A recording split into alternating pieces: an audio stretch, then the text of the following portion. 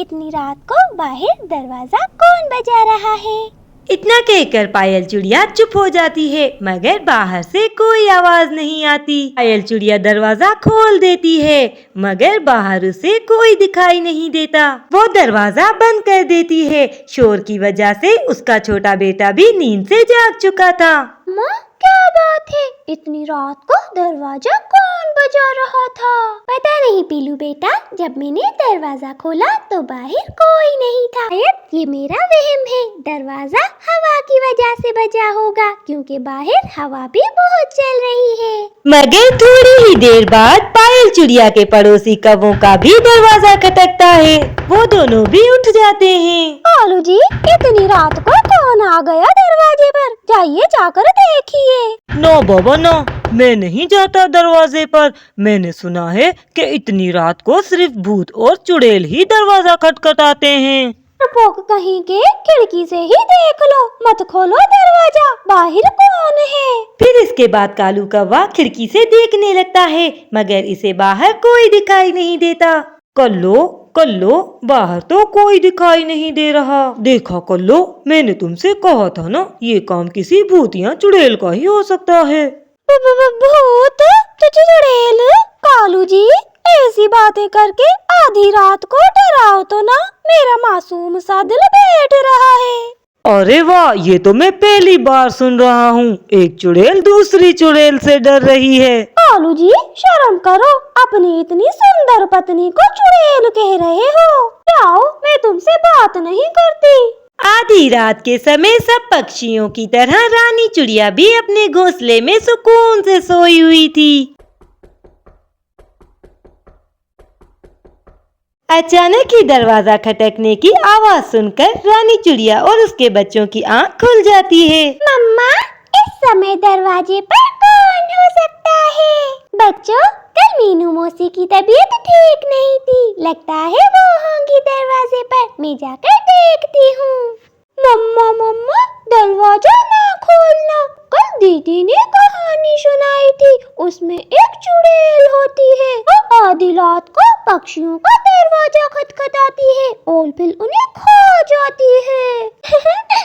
बेटा, ये चुड़ैल वुड़ैल सब कहानियों में होता है, असल में ऐसा कुछ नहीं होता। मुझे देखने दो, शायद कोई मुसीबत में है। इतना कहकर रानी चिड़िया दरवाजे की तरफ बढ़ती है। बाहर दरवाजे पर कौन है? मीनू मौसी, क्या आप हैं?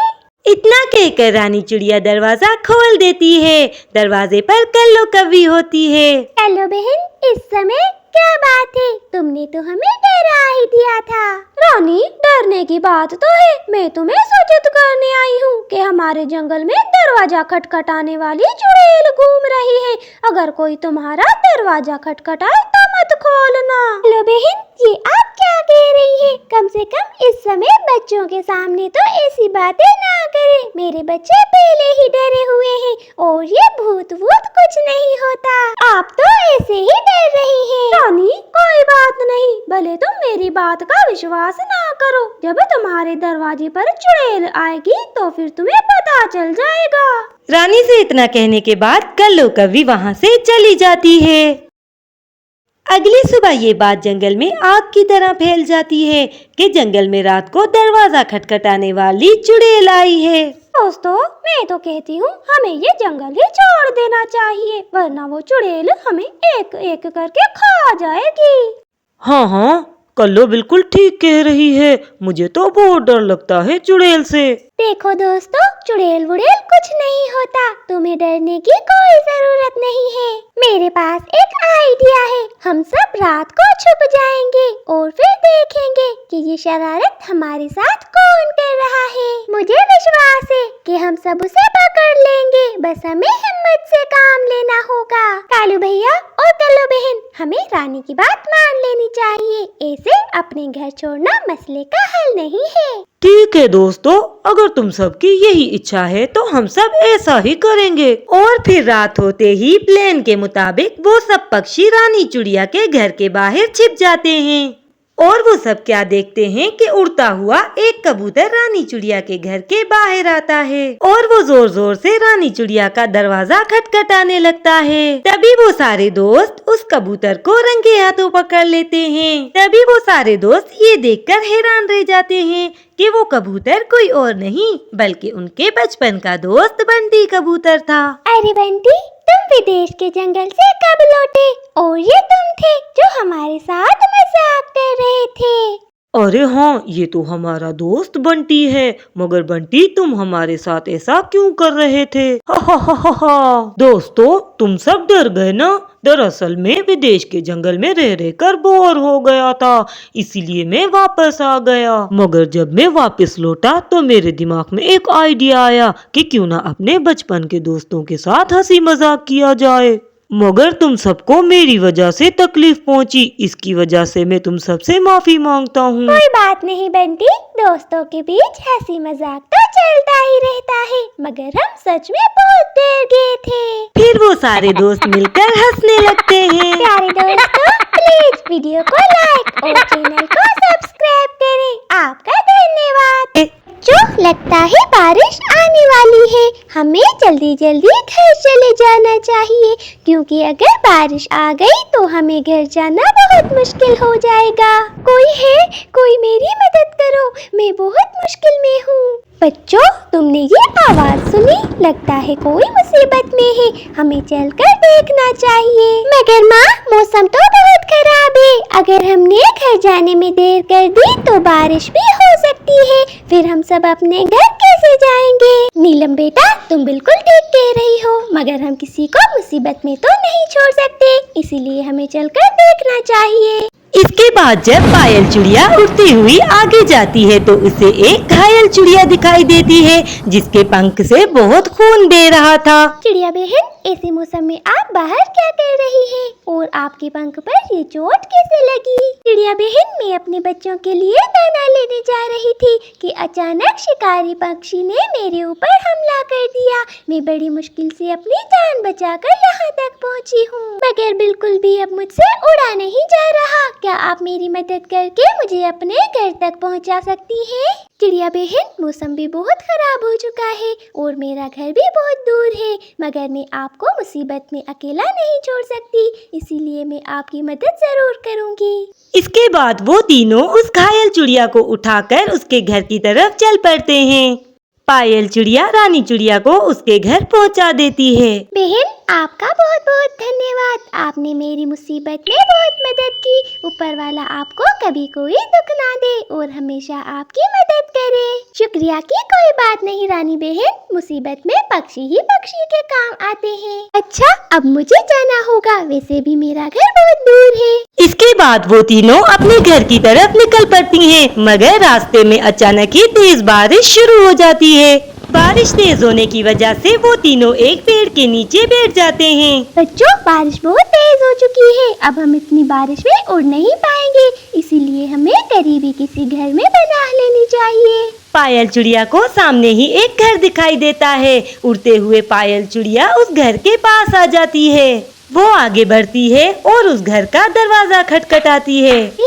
अंदर कोई है? प्लीज दरवाजा खोलिए। पायल चिड़िया की आवाज सुनकर अंदर से एक चिड़िया बाहर आती है। कौन हो तुम और क्या चाहिए? वो मौसी जी, हम अपने घर जा रहे थे कि अचानक रास्ते में बहुत तेज बारिश हो गई, इसीलिए हम अपने घर नहीं जा सकते। बारिश रुकने तक आप अपने घर में हमें पनाह दे दें। अरे वाह, तुम हो कौन जो ऐसे मुंह उठाकर यहाँ चली आई हो? ये मेरा घर है, कोई धर्मशाला नहीं। चलो भागो यहाँ से, पता नहीं कहाँ कहाँ से मुंह उठाकर चले आते हैं। के बाद वो चिड़िया दोबारा से अपने घर के अंदर चली जाती है और दरवाजा बंद कर देती है। बच्चों, तुम लोग परेशान मत हो, हम कहीं और चलकर देखते हैं। पायल चिड़िया अपने बच्चों के साथ उड़ती हुई कालू कौवे के घर पहुंच जाती है। देखिए, मैं मुश्किल में हूँ, बाहर बारिश बहुत तेज है और मेरे साथ मेरे छोटे छोटे बच्चे हैं। बारिश रुकने तक आप हमें अपने घर में जगह दे दें। अरे वाह, ऐसे कैसे रख ले, पता नहीं कौन हो, और वैसे भी हमारे घर में इतने लोगों की जगह नहीं है, चलो जाओ यहाँ से। जब कोई आसरा नहीं मिलता तो खुद को और अपने बच्चों को बारिश से बचाने के लिए पायल चिड़िया एक बहुत घने पेड़ के नीचे आकर बैठ जाती है। मम्मा, ये सब कुछ उन चिड़िया आंटी की वजह से हुआ है। अगर हम उनकी मदद ना करते और उनको अपने घर तक ना पहुंचाते तो हम अपने घर चले जाते। नहीं बेटा, ऐसा नहीं कहते। किसी के साथ की हुई नेकी जाएगा नहीं जाती। वो सब ये नहीं जानते थे कि जिस पेड़ के नीचे वो बैठे हैं वो पेड़ उन सब की बातें सुन रहा था। फिर वो पेड़ अचानक ही बोलने लगता है, प्यारे पक्षियों, तुम सब चिंता ना करो, मैं तुम्हारी मदद करूँगा। तुम सब आके मेरे पेड़ घर में रुक सकते हो। जी, क्या आप सच कह रहे हैं? मगर हमें आपके अंदर तो कोई घर नहीं दिखाई दे रहा। चिड़िया के इतने कहते ही पेड़ में अचानक बहुत सी रोशनी निकलने लगती है और उन्हें वहाँ पर एक दरवाजा दिखाई देता है। फिर पायल अपने बच्चों को लेकर उस पेड़ घर के अंदर चली जाती है। इसके बाद उस पेड़ घर का दरवाजा बंद हो जाता है। चिड़िया की किस्मत बहुत अच्छी थी। काफी देर से उसके पीछे लगा हुआ एक बाज उस पेड़ के पास पहुँच जाता है। उस बाज ने उन चिड़ियाओं को उस पेड़ के अंदर जाता हुआ देख लिया था। अरे, वो चिड़िया और उसका परिवार कहाँ चला गया? अभी अभी तो मैंने उन्हें इधर ही देखा था। लगता है वो इस पेड़ के अंदर चले गए हैं। इसके बाद वो बाज उस दरवाजे को तोड़ने की कोशिश करता है, मगर वो दरवाजा बहुत मजबूत था। वो उस बाज से दरवाजा नहीं टूटता।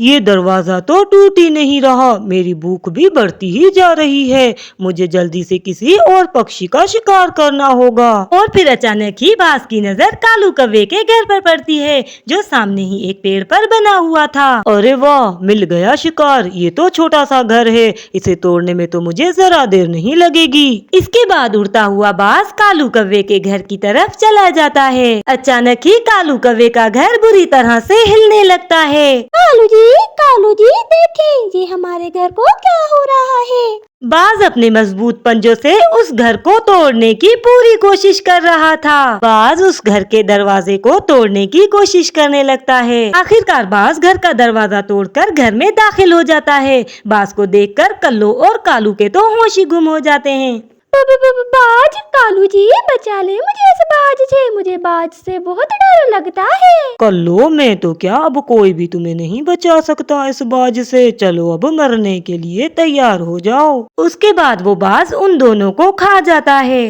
और अब बारिश भी रुक चुकी थी। पायल चिड़िया अपने बच्चों के साथ पेड़ से बाहर आ गई थी। पेड़ जी, आपका बहुत बहुत धन्यवाद। आपने आज मेरी बहुत मदद की। अगर आज आप मेरी मदद ना करते तो आज इस बारिश में मैं और मेरे बच्चे जिंदा ना होते। प्यारी चिड़िया, मैं जानता हूँ तुम एक बहुत ही नेक दिल और अच्छी चिड़िया हो और हमेशा ही दूसरों के साथ अच्छा करती हो। जो भी दूसरों के साथ अच्छा करता है तो कभी भी उसके साथ बुरा नहीं होता। अब तुम आराम से अपने घर जा सकती हो। अब तुम्हें कोई खतरा नहीं। इसके बाद वो सब खुशी खुशी अपने घर की तरफ चल देते हैं।